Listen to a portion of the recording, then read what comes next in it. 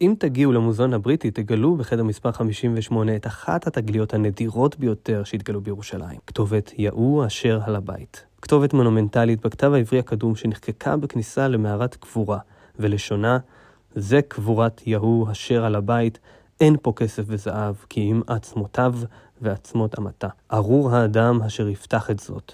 לא מדובר בקבר של דמות סתמית, אלא בקבר של אחת מהדמויות הבכירות ביותר בחצר המלוכה של מלך יהודה. לצערנו השם לא השתמר במלואו, אבל מה שכן, הכתובת מלמדת אותנו משהו יפה על האוריינות של העם היושב בציון מלפני יותר מ-2600 שנה.